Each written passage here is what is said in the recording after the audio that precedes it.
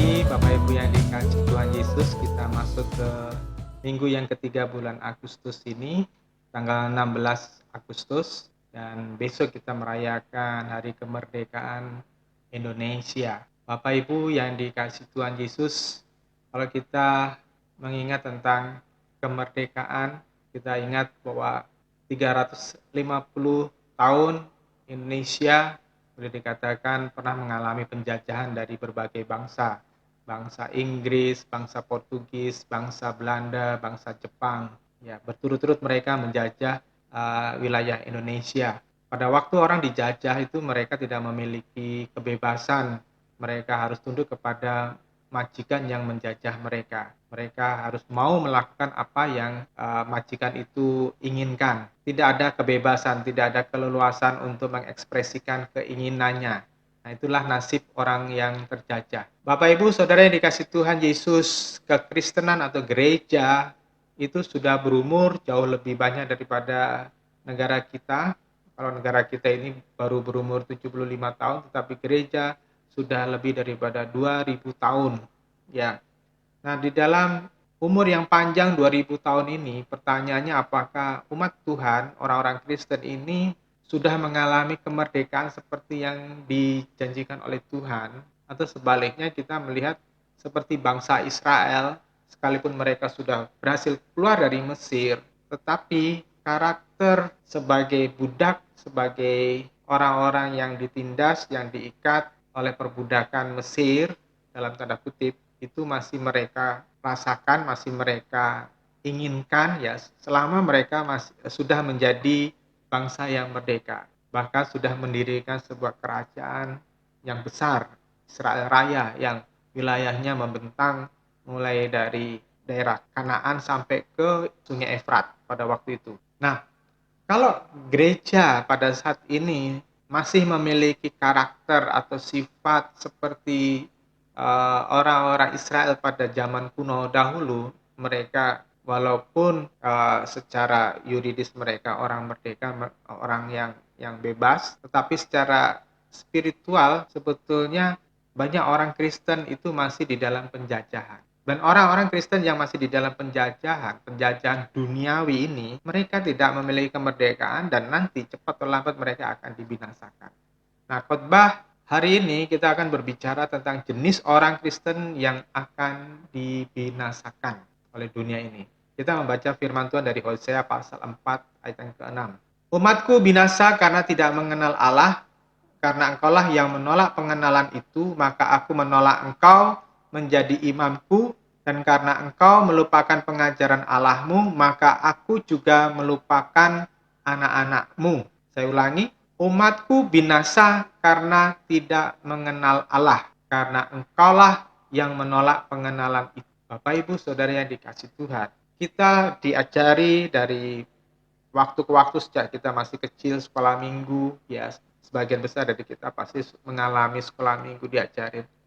Dengan kita menerima Yesus sebagai Tuhan dan Juru Selamat, maka kita mendapatkan tiket gratis untuk menuju ke surga. Dan itu kita yakini sampai kita tua. Orang menjadi Kristen, orang yang akan dipermudah untuk jalan menuju ke surga. Tanpa mengerti konsekuensi dari kita menerima Yesus itu, kita harus menjadi seperti apa. Nah, itu sebabnya banyak orang Kristen sekalipun mereka mengatakan saya sudah terima Yesus, saya sudah bertobat, tetapi dalam banyak aspek kehidupan ia tidak berubah, terutama di dalam karakter.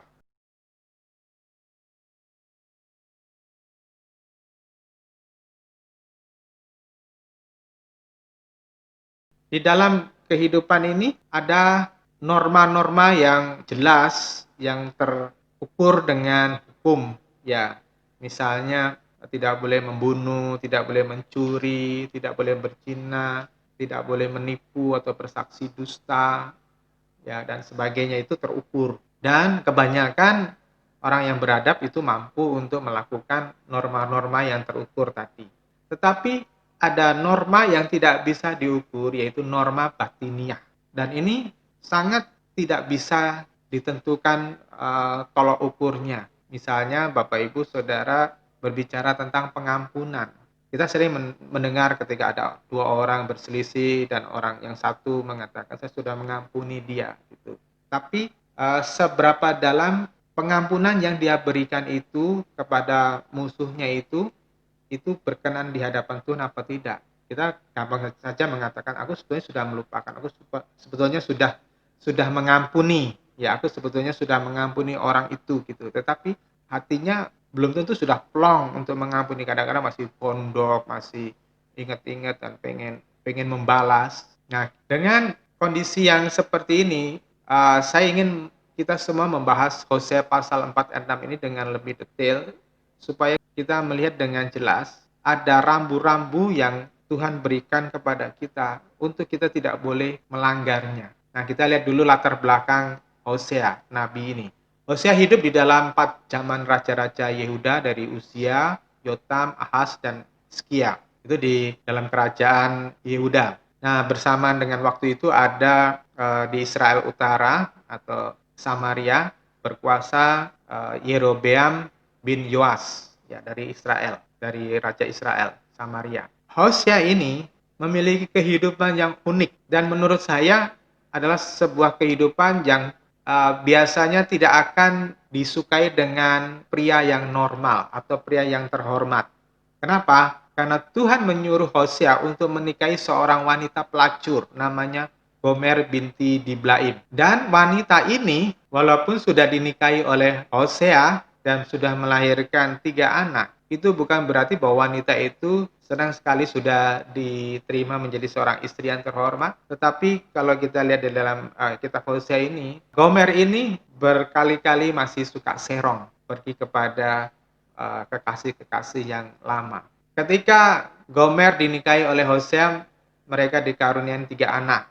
Anak yang pertama laki-laki diberi nama Yisril, karena Tuhan mempunyai nubuatan, Tuhan dengan tanda anak laki-laki ini yang artinya adalah sedikit waktu Tuhan akan menghukum keluarga Yehu karena hutang darah Yisril dan akan segera mengakhiri pemerintahan kaum Israel. Ya, Yehu adalah salah satu raja yang ada di Israel Utara dan dia membunuh 2 raja, Raja Yehuda dan Raja Israel yang pada waktu itu bersekutu dan Yehu membunuh mereka. Saudara, terus kemudian anak yang kedua adalah anak perempuan diberi nama Loruhama. Artinya Tuhan tidak lagi menyayangi kaum Israel. Terus anak yang ketiga laki-laki diberi nama Loami. Artinya kamu bukan umatku dan aku bukan Allahmu. Anak yang kedua dan anak yang ketiga ini merupakan sebuah gambaran bagaimana Allah tidak lagi bisa mentoleransi dosa yang sudah membumbung tinggi di Israel. Dosa yang sudah meluber dengan segala kelakuan orang-orang Israel tadi. Sehingga Tuhan tidak lagi bisa memberikan toleransi. Itu sebabnya Tuhan berkata melalui nama anak yang kedua yaitu Loruhama, Tuhan tidak lagi menyayangi kaum Israel. Israel merupakan sebuah gambaran tentang mempelai wanita, kekasihnya Tuhan. Dan ketika Tuhan menyatakan Tuhan tidak lagi menyayangi kaum Israel, artinya berarti Tuhan sudah siap untuk mendepak, menceraikan Israel pada waktu itu karena dosa yang begitu menyakiti hati Tuhan. Dan pada anak yang ketiga, anak laki-lakinya yang diberi nama Loami, Tuhan mengatakan, kamu bukan umatku lagi, dan aku bukan Allahmu. Bapak, Ibu, Saudara yang dikasih Tuhan, orang Kristen diajarin untuk menyembah Tuhan itu dengan nama Bapa. Kita lantas berpikir, wih benar juga ya kita manggil Allah kita ini Bapa, jadi seperti hubungan yang dekat begitu. Tapi dengan kondisi orang Kristen yang zaman now ini, kita mesti jujur bertanya, benarkah Allah yang kita panggil Bapa itu adalah Bapa kita, menerima kita sebagai anak apa tidak? Dan ini harus saudara mau mengkoreksi diri apakah aku ini layak disebut anak Bapa. Nah, keluarga Hosea ini dipakai oleh Tuhan untuk menjadi lambang bagi kondisi kerohanian bangsa Israel Utara pada waktu itu ya, mulai dari pemerintahan Yerobeam yang pertama yang memisahkan diri dari Israel Raya. Waktu itu dipimpin oleh anaknya Salomo yaitu Raja Rehabeam Nah, Yerobeam ini membawa 10 suku memberontak kepada Rehabeam dan mereka mendirikan kerajaan sendiri di Israel Utara. Nah, sejak Yerobeam sampai dengan Hosea Raja, ada dua Hosea ya, ada Hosea Nabi yang kita tadi bicarakan sama Hosea Raja, itu adalah raja terakhir dari kerajaan Israel Utara atau Samaria sebelum ditaklukkan oleh bangsa Asyur. Itu tidak pernah orang-orang Israel Utara, ya 10 suku yang di utara itu dipimpin oleh raja yang takut akan Tuhan. Sebaliknya raja-raja ini mendorong kesesatan dan puncaknya terutama pada zaman Ahab dan Isabel, membuat orang-orang Israel ini meninggalkan Tuhan dan menyembah kepada Baal. Dan pada waktu itu Nabi Elia diutus ya untuk membuktikan bahwa Baal bukan Allah di Gunung Karmel. Meskipun Tuhan sudah mengirim banyak nabi untuk memperingatkan mereka, tetapi mereka mengabaikannya.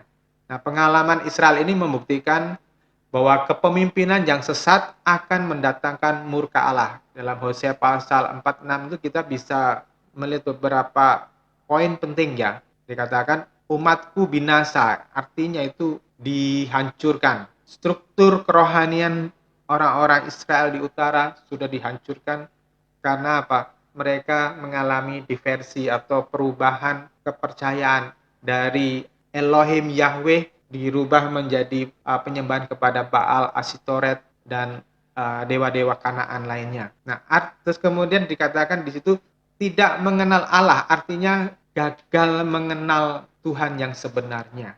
Mereka disilaukan dengan ilah-ilah palsu, dengan dewa-dewa yang kecil yang sebetulnya tidak seberapa. Mungkin ya seperti kayak kebanyakan kita ya, terlalu disilaukan dengan penampilan kesaktian, kemakmuran yang diterima oleh orang-orang yang menyembah kepada ilah-ilah lainnya, kepada gunung, kepada batu, kepada pohon begitu. Ketika mereka memberikan sesajen di situ, kemudian pulangnya mereka bisa menjadi kaya. Nah, banyak orang Kristen saat ini juga terpincut dengan kondisi-kondisi seperti itu dan akhirnya mereka meninggalkan Allah yang benar atau terpincut dengan lawan jenis, menikah, tinggalkan Allah yang benar. Kutuk itu di dalam pasal 4 ayat 6 tadi terjadi karena umat Israel pada waktu itu menolak mengenal Allah. Akibatnya dari penolakan itu generasi pertama ditolak sebagai imamnya Allah, ya generasi berikutnya artinya anak-anaknya dan cucunya juga akan ditolak oleh Tuhan. Jadi dua kejadian yang mengerikan sekali, ditolak dari imam Allah, dan yang kedua generasinya atau anak-anak cucunya ditolak oleh Tuhan. Sehingga Hosea pasal 46 ini menggenapi prinsip pertama, hukum tabur tuai.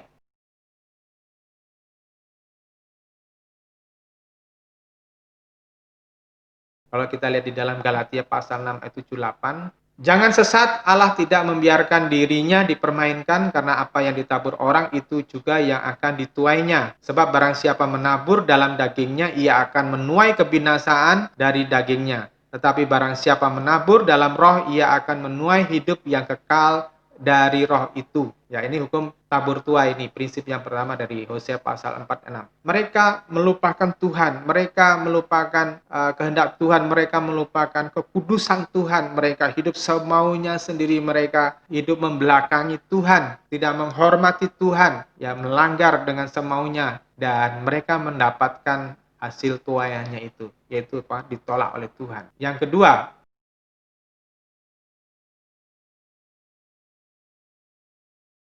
hukum kutuk menurun kepada generasi berikutnya. Ini bersifat eksponensial, artinya keturunan yang berikutnya itu tidak hanya mewarisi kesusahan dari orang tuanya, tetapi dia akan mewarisi pelipat gandaan kesusahan, juga pelipat gandaan karakter yang buruk. Kalau orang tuanya itu hanya, katakan dia hanya mengejar uang, ya hanya mengejar harta dengan penyembahan kepada Baal, maka anaknya itu akan menjadi bukan hanya sekedar penyembah kepada Baal, tapi mereka akan mengalami kehancuran moral, mereka akan mengalami penindasan, mereka akan dibuang menjadi budak dan seterusnya. Itu adalah kutuk yang menurun secara eksponensial, jadi berlipat ganda. Akibatnya itu akan berlipat ganda. Kita lihat di dalam Ulangan pasal 5 ayat 8 dan 9. Jangan membuat patung bagimu yang menyerupai apapun yang ada di langit di atas, atau yang ada di bumi di bawah, atau yang ada di dalam air di bawah bumi. Jangan sujud menyembah kepadanya atau beribadah kepadanya, sebab aku Tuhan Allahmu adalah Allah yang cemburu, yang membalaskan kesalahan bapa kepada anak-anak dan kepada keturunan yang ketiga dan keempat dari orang-orang yang membenci aku. Saudara yang dikasih Tuhan, saya akan mengulang sebuah kesaksian, ya, seorang hamba Tuhan dari abad 17 namanya Jonathan Edward. Dia seorang pendeta yang sangat menghormati Allah pada masa itu, ya, menerapkan kehidupan kudus kepada keluarganya dan jemaatnya. Dia kemudian dikenal sebagai seorang yang mendirikan kelompok Kristen yang disebut The Quaker. Nah, dalam perenungan kehidupan yang kudus itu, Jonathan Edwards itu mengajarkan firman Tuhan, dibaca dengan disiplin, kehidupan doa setiap hari. Pada waktu ada seorang sosiolog di abad 20 itu membuat penelitian, setelah 3 abad ya kemudian, itu menghasilkan keturunan yang sebagian besar tercatat sebagai orang-orang yang berhasil, orang-orang yang terhormat, orang-orang yang menjadi pemimpin di dalam berbagai bidang, dan banyak dari mereka menjadi hamba-hamba Tuhan yang memberkati banyak orang. Dan kemudian sosiolog ini membuat penelitian yang lainnya juga pada orang yang hidup pada masa itu, pada masa Jonathan Edwards, tetapi memiliki cara hidup atau gaya hidup yang berbeda. Saya lupa namanya, ya, tetapi waktu itu pernah saya membacanya, ya. Dan keluarga ini dipimpin oleh seorang ayah yang tidak memiliki sifat yang baik, tidak memiliki kebiasaan yang baik. Seorang ayah yang tidak takut Tuhan, yang hidupnya hanya dengan kemabukan dan sembrono. Pada abad 20, sosiolog itu menemukan dari sebagian besar keturunannya, 70% dari keturunannya itu setelah 3 abad, itu menghasilkan orang-orang yang cacat di mata masyarakat. Mereka, kalau yang wanita menjadi pelacur, yang laki-laki menjadi penjahat, melakukan tindakan-tindakan kriminal lainnya. Jadi ada satu perbedaan yang sangat signifikan antara Jonathan Edwards dengan orang yang satu ini, seperti bumi dan langit. Dan inilah penggenapan dari firman Tuhan tentang hukum tabur tuai.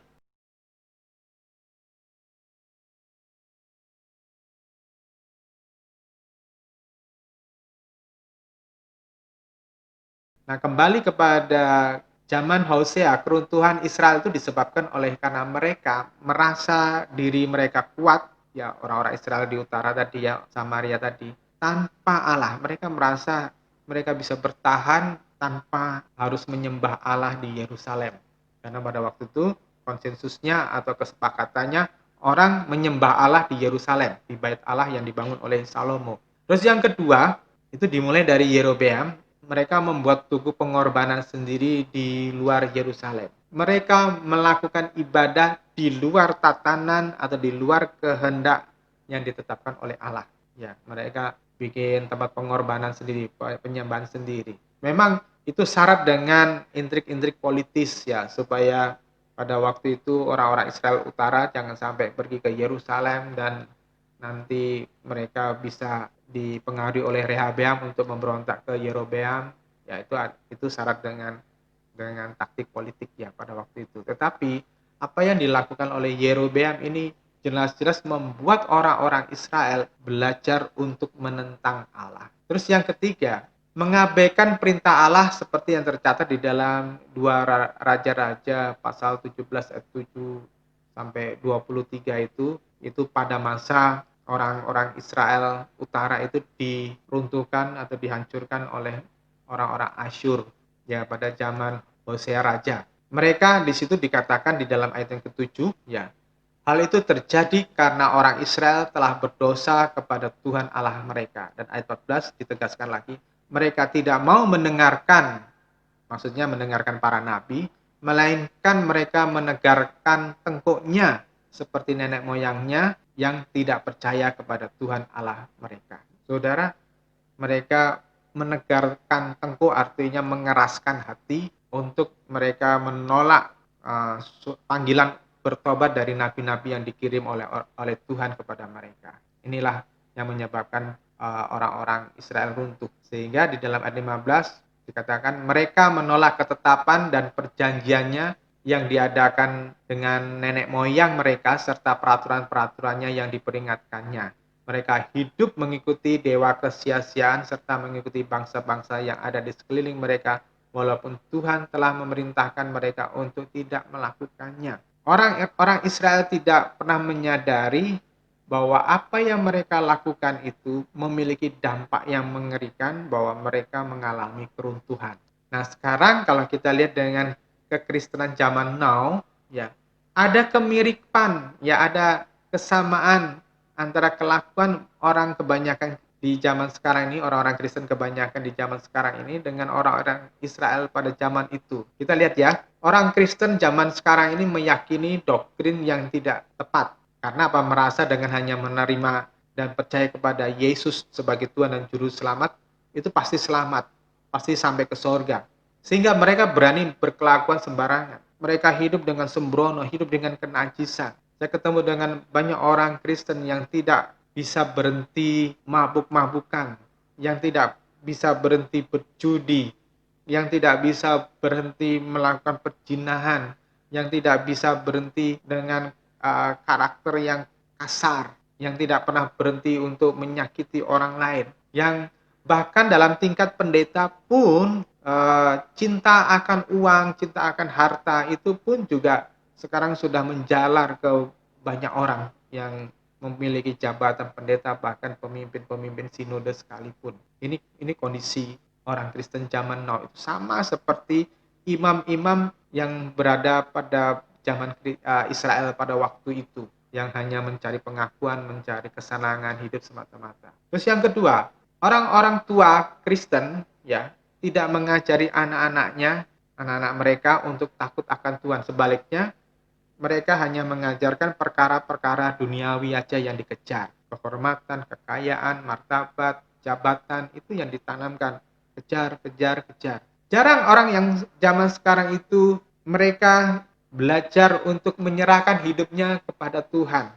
Kalau saya membaca kesaksian banyak pendeta pada masa abad yang ke-18, 17, di mana mereka masih banyak yang murni, ya. Ada seorang hamba Tuhan yang mempunyai beberapa anak, yang cukup banyak anak, tapi hamba Tuhan ini hidup dengan gaji yang kecil gitu, sehingga mereka hidup dengan susah. Kadang-kadang satu telur itu dibagi untuk beberapa anak sekaligus begitu, ya, untuk mereka bisa makan.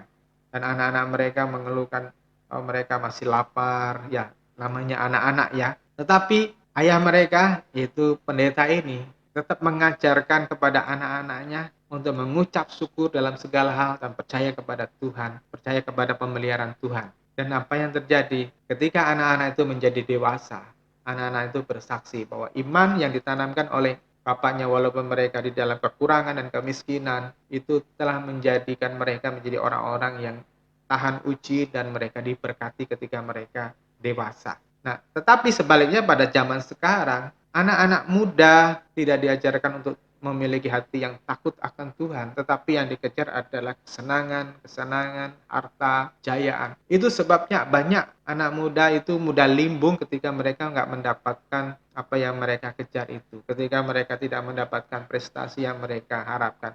Ketika melihat temannya berhasil sementara dia belum berhasil, orang menjadi stres. Dan banyak orang yang melakukan bunuh diri karena mereka nggak tahan dengan kesusahan. Dulu ada orang yang menjadi pemimpin di gereja, yang menjadi hamba Tuhan, menjadi pendeta, yang percaya pada teori teologi kemakmuran. Begitu usahanya mulai limbung, mulai bangkrut, dia mengalami ketakutan, terus kemudian dia gantung diri. Yang ketiga, orang tua Kristen pada zaman now ini jarang yang memberi teladan kehidupan yang kudus dan berkenan kepada Tuhan. Kebanyakan orang tua Kristen zaman now itu hanya sekedar menjalani hidup ini, tidak memberi teladan bagaimana hidup yang memuliakan Tuhan, bagaimana melayani Tuhan dengan sungguh-sungguh. Yang penting pokoknya jalani hidup aja. Ini yang diteladankan, sehingga tidak banyak orang muda, anak-anak muda yang mempunyai hati sungguh-sungguh kepada Tuhan. Saya ketemu dengan banyak anak muda, tapi hanya sedikit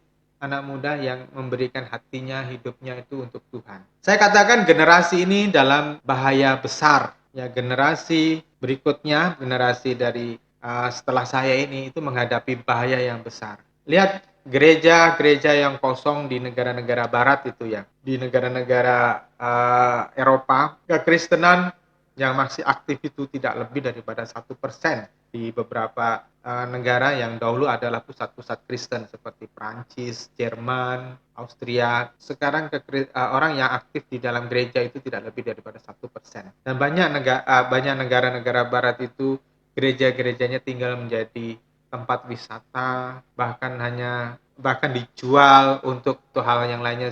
Saya waktu ke Australia kemarin ada gereja yang sudah kosong, sudah nggak pernah dibuka, dan itu sudah menjadi minum-minum ya untuk coffee shop. Bahkan ada di Belanda itu saya melihat gereja menjadi tempat diskotik. Nah, ini kondisi gereja yang ada di negara-negara barat. Saya melihat sebuah statistik yang serupa penurunan atau degradasi dari Korea Selatan, sebuah negara yang setelah perang Korea tahun 50 itu mengalami booming orang Kristen. Banyak orang Korea bertobat dan terima Yesus. Tetapi ketika mereka menjadi makmur dan teologi kemakmuran itu melanda Korea, maka generasi muda sekarang, menurut statistik yang terakhir, ini anak-anak muda di Korea Selatan itu sudah mulai meninggalkan gereja. Mereka lebih tertarik kepada kehidupan gemerlapan, hura-hura. Ya, mereka tidak lagi menyukai gereja. Berbeda dengan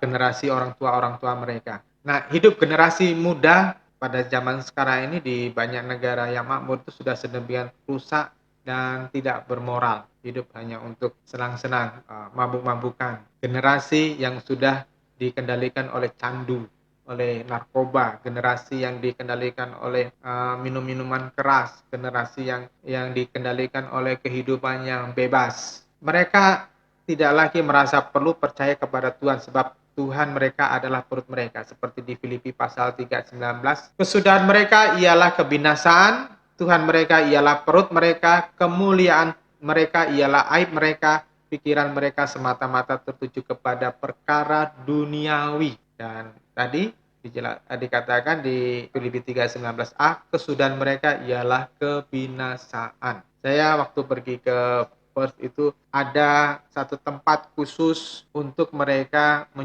menyuntikkan narkoba. Jadi orang-orang yang mau mabuk, orang-orang yang mau menghabisi hidupnya dengan narkoba itu ada satu tempat rumah khusus untuk mereka, mau teler mau. Saudara, kesudahan mereka itu adalah kebinasaan. Mengerikan sekali generasi ini sedang dihancurkan oleh iblis. Minggu lalu kita telah mengupas dari Matius pasal 12 ayat 43-45 tentang serangan roh jahat yang menyerang pikiran manusia ketika seorang itu membiarkan pola berpikirnya itu tidak di dalam perlindungan Tuhan.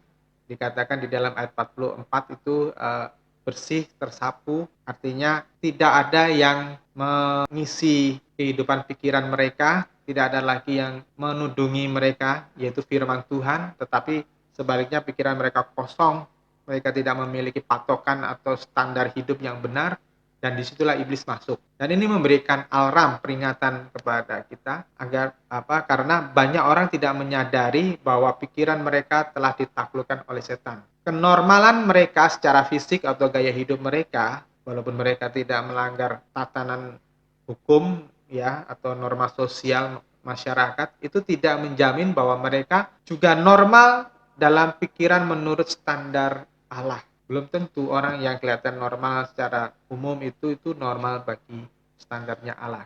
Itu sebabnya di dalam Roma 12 ayat 2 dibutuhkan transformasi atau perubahan cara berpikir. Pola berpikir kita harus mau diubah oleh firman Tuhan. Transformasi cara berpikir adalah harga mutlak, tidak bisa ditoleransi atau tidak bisa di-courting atau dipotong lagi. Saudara dan saya harus mengalami perubahan yang radikal dalam cara berpikir kita, memandang Allah. Memandang Allah jangan hanya ringan-ringan aja, jangan hanya enteng-enteng aja. Ya, kita harus lebih serius pada masa-masa sekarang ini memikirkan Allah, harus serius sungguh-sungguh mencari kehendak Tuhan. Kenapa? kalau saudara nggak sungguh-sungguh mencari kehendak Tuhan, tapi sebaliknya saudara masih dikendalikan oleh nafsu duniawi, engkau akan dilibas habis. Umur kita boleh bertambah tua, tetapi orang yang sudah beruban kayak saya ini sekalipun, ya, itu belum bisa pasti dinilai sebagai orang yang dewasa rohani. Karena apa? Kedewasaan rohani adalah itu masalah keputusan yang harus diputuskan. Keputusan saudara sendiri yang harus saudara putuskan.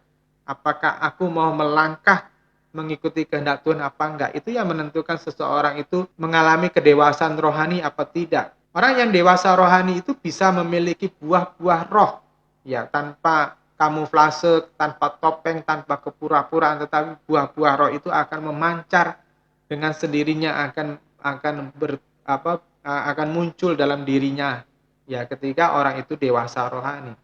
Karena apa? Orang yang demikian itu orang yang nempel kepada Tuhan.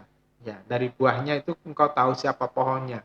Nah, kalau pohon atau pokoknya itu adalah Tuhan, maka ia akan menghasilkan buah-buah roh. Nah, ini harus diputuskan. Tidak ujuk-ujuk Tuhan menjatuhkan dari langit, terus kemudian saudara berubah menjadi orang yang dewasa rohani, berubah menjadi orang yang hidupnya kudus, hidupnya suci. Nggak bisa. Itu harus saudara putuskan, meninggalkan manusia lama, meninggalkan kehidupan dosa, meninggalkan pikiran-pikiran yang jahat. Itu saudara putuskan. Dan yang kedua, kedewasaan rohani itu berbicara tentang perjuangan yang harus diperjuangkan. Tidak ada yang gratis di muka bumi ini. Saudara menyelipkan keinginan daging itu bukan ujuk-ujuk datang dari sorga, dari langit, terus kemudian saudara menjadi orang baik. Tidak. Tetapi sebuah perjuangan dari sebuah proses kepada proses. Satu proses kepada proses, dari satu kelas kepada kelas yang lainnya. Sampai akhirnya engkau tahu mana kehendak Allah dan menjadi sempurna. Belajar dari kondisi zaman ini, saya dorong kepada Bapak Ibu Saudara, jangan merasa diri kuat menghadapi serangan iblis sendirian. Orang yang merasa diri kuat, orang yang merasa tidak memerlukan orang lain, orang yang merasa tidak perlu memiliki persekutuan, akan dilibas oleh si jahat. Yang kedua, jangan merasa diri benar menurut jalan pikiranmu sendiri, ya. Semuanya harus dikontrol oleh firman Tuhan. 2 Timotius pasal 3 ayat 16. Segala tulisan yang diilhami oleh Roh Kudus itu bermanfaat untuk mengubah seseorang. Terus yang kedua adalah mau dipimpin oleh Roh Kudus. Karena firman Tuhan katakan di dalam Yohanes 14 ayat yang ke-26, tetapi penghibur yaitu Roh Kudus yang akan diutus oleh Bapa dalam nama Dialah yang akan mengajarkan segala sesuatu kepadamu dan akan mengingatkan kamu akan semua yang telah kukatakan kepadamu. Saudara, Roh Kudus itu adalah Roh Allah yang ditaruh kepada setiap manusia. 1 Korintus 3:16 berkata bahwa tidak tahukah kamu bahwa tubuhmu itu adalah bait Roh Kudus. Ya, tubuh kita ini, hati kita ini adalah tahtanya Roh Kudus, diberikan kepada setiap orang sama. Ya, jadi tidak ada orang dianggap sebagai elit rohani, terus ini sebagai kroco rohani, tidak ada. Semuanya sama, diberi Roh Kudus yang sama. Yang membedakan adalah masing-masing memiliki kepekaan yang berbeda. Kalau kita peka, kita akan bisa mendengar suara Roh Kudus yang mengingatkan kita akan semua yang diajarkan oleh Tuhan Yesus melalui firman Tuhan yang kita baca. Anda dalam bahaya besar jika Anda tidak suka mengoreksi diri sendiri. Ya, tidak mau mengoreksi diri sendiri, itu iblis akan menaruh pride, menaruh kebanggaan yang membuat kita mengeraskan hati dan membentengi kita dari suara Roh Kudus yang mau mengilhami kita. Itu sama seperti yang dialami oleh Yudas Iskariot. Karena Yudas Iskariot sudah memiliki pola berpikir sendiri tentang Mesias yang dia tidak mau berubah, tidak mau membereskan diri, maka akhirnya iblis mencengkram dia. Saudara, kemarin saya bagikan tentang ketika Yudas masuk di dalam perjamuan kudus, karena di dalam otaknya itu sudah ada rancangan-rancangan, ada taktik-taktik yang busuk, maka iblis dikatakan mengendalikan dia dan dia kesurupan. Ya, kesurupannya tidak membuat dia terus ketawa-ketawa sendiri, ngamuk-ngamuk sendiri, guling-guling di tanah. Enggak. Dia seperti orang biasa lah aja. Dia bisa bisa bercakap-cakap, dia masih bisa kelihatan normal, tetapi ini sudah dikendalikan oleh si jahat. Nah, kalau kita tidak mau mengoreksi diri sendiri, ya, kita tidak menyadari, oh ini saya ada salah nih, saya ada nggak beres nih. Iblis itu akan mencengkram saudara. Terus yang kedua, Anda dalam bahaya besar jika tidak punya waktu bermeditasi kepada Tuhan, merenungkan firman Tuhan, menyembah Tuhan, berdoa secara pribadi, membangun hubungan yang intim dengan Tuhan. Kalau saudara terlepas dari semuanya itu, saudara masuk di dalam perangkap iblis. Terus yang ketiga, Anda dalam bahaya besar jika Anda melepaskan diri dari persekutuan orang kudus. Miliki persekutuan dengan saudara-saudara seiman. Miliki persekutuan dengan orang-orang yang takut Tuhan, orang-orang yang menghormati. Terus, orang Kristen yang berbuat salah tetapi tidak merasa bersalah adalah tanda kematian rohani. Saya melihat ada banyak orang membuat kesalahan tetapi mereka tidak merasa bersalah. Nah, ini bahaya besar. Contohnya ya, ada orang-orang yang suka mengumpat orang lain, baik langsung maupun tidak langsung. Contohnya tidak langsung itu ya mengumpat melalui medsos. Saya sering melihat ada khotbah gitu ya, seseorang begitu, terus bawahnya kan ada komen-komennya. Nah, komen-komennya itu kadang-kadang menggunakan bahasa-bahasa yang kasar. Ya, ini mengumpat melalui medsos atau melalui status, dia menyindir orang, mengkritik orang dengan statusnya di Facebook atau di WhatsApp. Tapi nggak merasa apa yang dilakukan itu salah, merasanya benar apa yang dilakukan.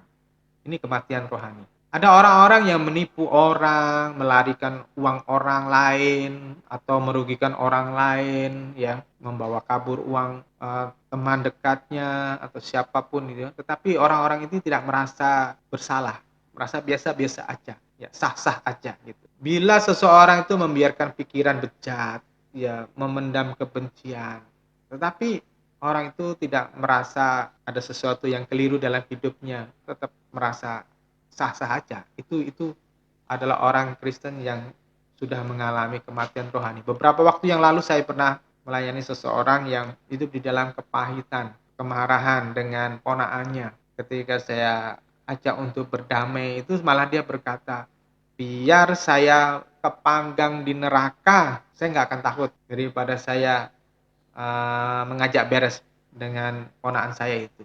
Saudara yang dikasih Tuhan, ini pernyataan yang terlalu sembrono, ya. Akhirnya jika Anda mau menyelamatkan dirimu dan keturunanmu dari murka Allah, saya tantang saudara hari ini, ya, keluar dari cangkang, keluar dari selubung yang menutupi pikiran saudara. Terus keluar dari otak lalat. Ya, saudara tahu lalat ya. Lalat itu binatang yang suka sembrono. Dipukul misalnya lolos, dia lari, ya terbang kemana gitu, terus kemudian beberapa menit kemudian dia akan kembali lagi ke tempat di mana dia menemukan makanan, di situ dia mengerubung di situ lagi, sehingga orang bisa mukul dia lagi. Caranya, saudara, untuk supaya bisa lolos dari murka Allah, ya, saudara, dan juga menyelamatkan keturunanmu, maka teliti firman Tuhan dengan sungguh-sungguh. Itu yang pertama, saudara, teliti firman Tuhan dengan sungguh-sungguh. Terus yang kedua, teliti cara hidupmu. Tadi di dalam Ibrani pasal 2 ayat 1 sampai 4 saya akan bacakan.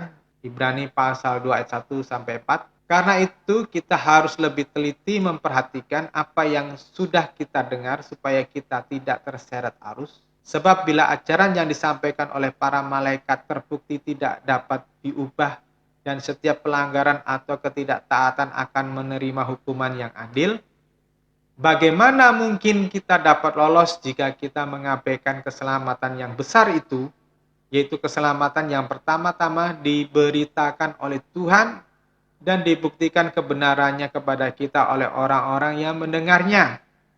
Selain itu, Allah juga memberi kesaksian melalui tanda-tanda dan hal-hal ajaib, berbagai mujizat, serta karunia-karunia Roh Kudus yang dibagikan menurut kehendaknya. Bapak Ibu yang dikasih Tuhan, saya mau mengajak saudara perhatikan baik ayat-ayat ini.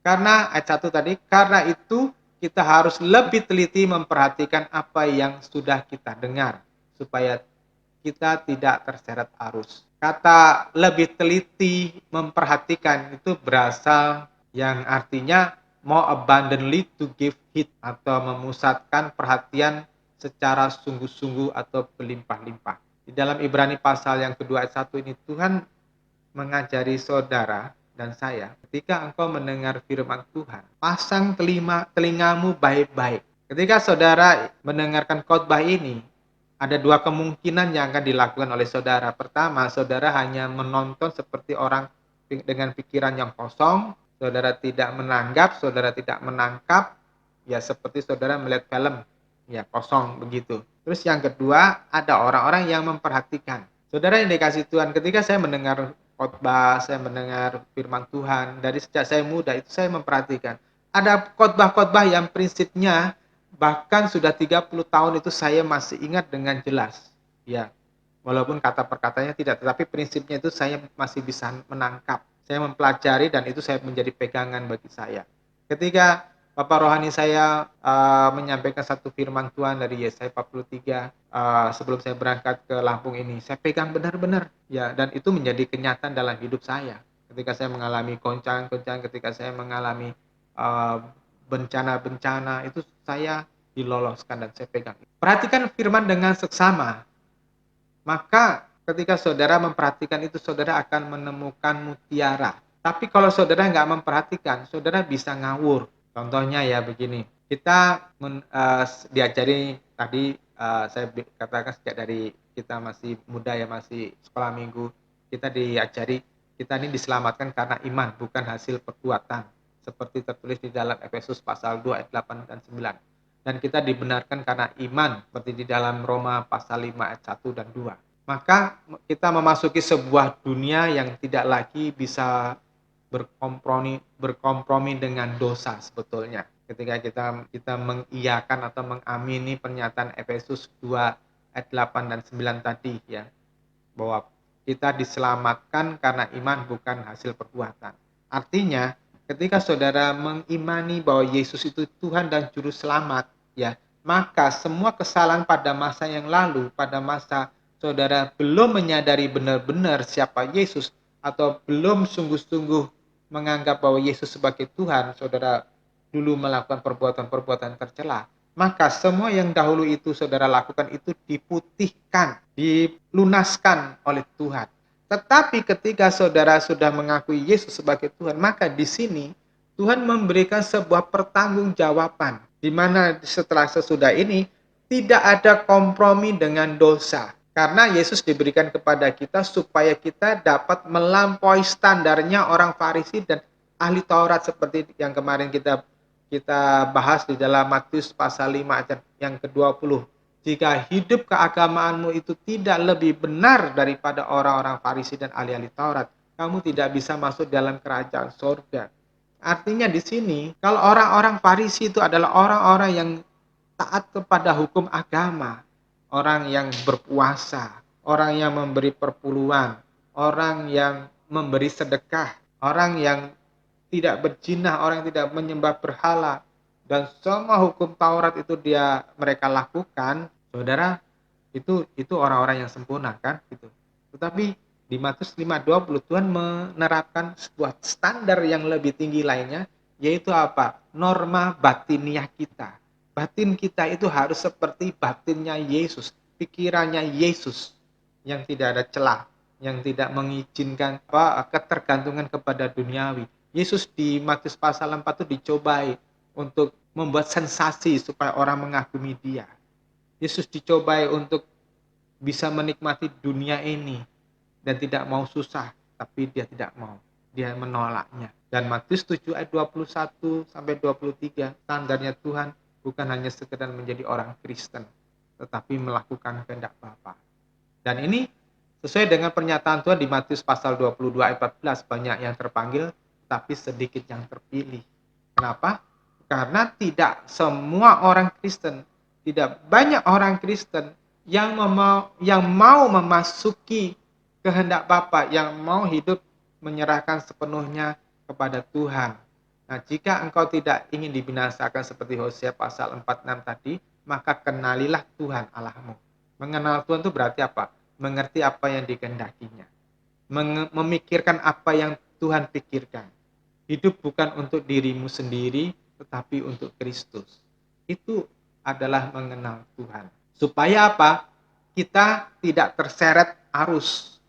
Tadi di Ibrani pasal yang kedua tadi, supaya kita meneliti firman Tuhan dengan sungguh-sungguh itu supaya apa? Kita nggak terseret arus. Bahasa aslinya berkata mepote parariomen, artinya last ever we should drift away. Last ever we should drift away, artinya jika tidak kita akan terseret arus, dalam arti mengalami penyimpangan. Nah, tujuannya itu kalau kita mempelajari kehendak Tuhan dengan sungguh-sungguh itu supaya apa? Kita tidak mengalami penyimpangan. Orang yang menyimpang itu hidupnya pasti hanya untuk dirinya sendiri. Standar hidupnya itu ditentukan oleh keinginan mata, keangkuhan hidup. Artinya penuh dengan kepahitan, gaya hidupnya yang najis, penuh dengan keinginan daging. Itu orang yang menyimpang.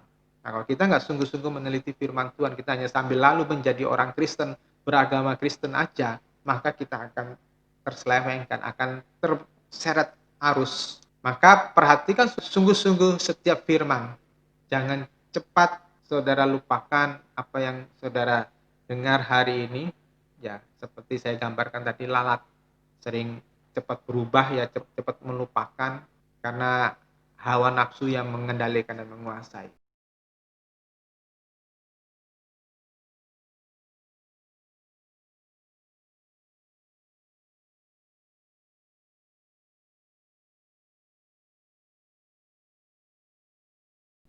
Yang kedua, teliti cara hidupmu. 1 Petrus pasal 1 ayat 17-19, ya. Saya akan bacakan. Dan jika kamu memanggilnya sebagai Bapa, yaitu Dia yang menghakimi setiap orang sesuai perbuatan mereka tanpa membeda-bedakan, hiduplah dalam rasa takut selama kamu masih tinggal sebagai orang asing, dengan mengetahui bahwa kamu sudah ditebus dari cara hidup yang sia-sia yang kamu warisi dari nenek moyangmu, bukan dengan barang yang fana seperti emas atau perak, melainkan dengan darah Kristus yang mulia, darah anak domba yang tak bercacat dan yang sempurna.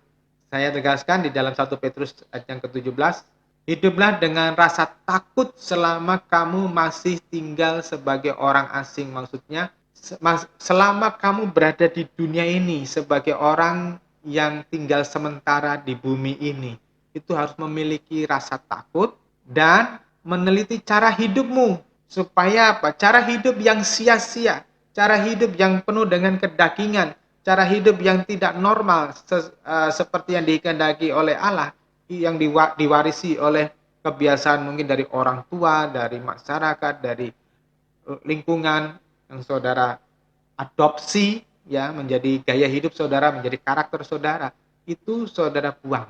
Karena dengan kesadaran bahwa kita sudah ditebus oleh Tuhan, jadi kita nggak boleh memakai itu lagi. Nah, ini saya terus meneliti hidup saya itu, saya mengevaluasi, saya mengingat, ya, apa yang pernah saya salah lakukan itu di masa lalu, masa muda saya, itu rasa bersalah itu tidak saya buang, tidak saya lupakan. Saya masih ingat kejadian-kejadian waktu masa muda dulu saya melakukan sesuatu kesalahan-kesalahan yang kalau orang Jawa bilang saya ketuni. Dan kesalahan pada masa lalu itu saya ingat supaya apa? Supaya saya tidak jatuh di dalam kubangan yang sama. Tapi tidak berarti bahwa terus saya hidup di dalam trauma. Saya hanya mengingatkan diri saya nggak boleh saya masuk ke lubang yang sama. Terus yang kedua, saya meneliti karakter atau sifat atau cara berpikir apa yang pernah saya miliki pada masa lalu, tetapi tidak boleh setelah saya mengerti kebenaran ini, ya, saya tidak boleh lakukan lagi. Saya tidak boleh pelihara karakter yang sama, yang dahulu itu tidak berkenan sama Tuhan, ya. Saya juga mengoreksi pemahaman teologi saya, ya, yang sepertinya dahulu benar, tetapi saya sadari sekarang tidak sesuai dengan kehendak Allah. Dulu, saya akan memaksakan Tuhan untuk membuat mujizat kesembuhan bagi orang-orang yang saya doakan. Saya dulu ngotot sama Tuhan, dan banyak terjadi mujizat seperti itu. Tetapi dalam perjalanan waktu, saya melihat bahwa mujizat bukan jawaban. Kesembuhan ilahi bukan jawaban. Orang harus dididik menjadi murid Tuhan. Sampai beberapa waktu saya sedikit mengabaikan, saya sedikit mengurangi takaran dari amanat agung di Matius pasal 28 ayat yang ke-19 dan 20, yaitu menjadikan orang itu menjadi murid Tuhan.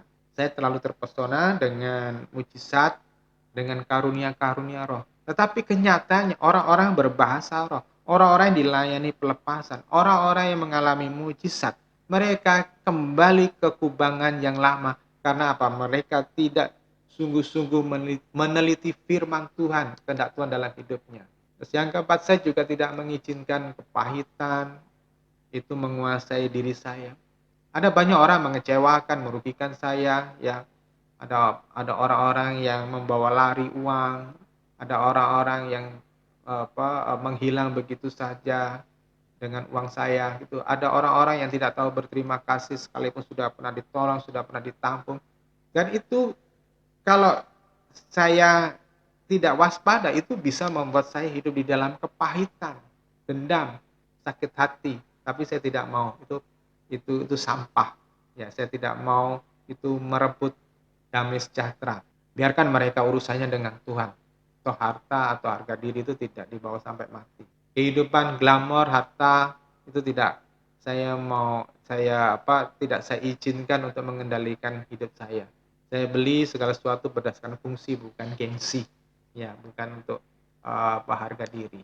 Nah, arah hidup saya adalah hanya untuk menyenangkan Bapa Surgawi. Itu sebabnya saya mengawas-ngawasi jiwa saya, hati saya, sampai di mana saya berhasil melangkah maju supaya saya memastikan diri saya tidak berjalan di tempat, apalagi kalau malah mundur.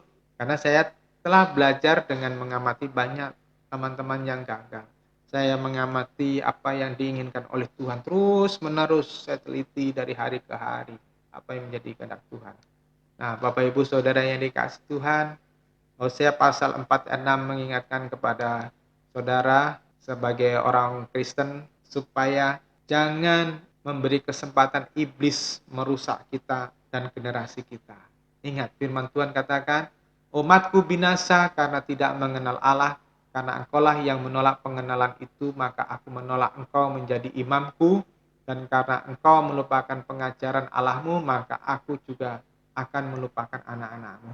Jangan itu terjadi, Bapak Ibu Saudara yang dikasihi Tuhan Yesus. Tetaplah engkau mau dipakai oleh Tuhan Allahmu, dan anak cucumu, keturunanmu itu terpelihara sampai kesudahan zaman. Tuhan Yesus memberkati.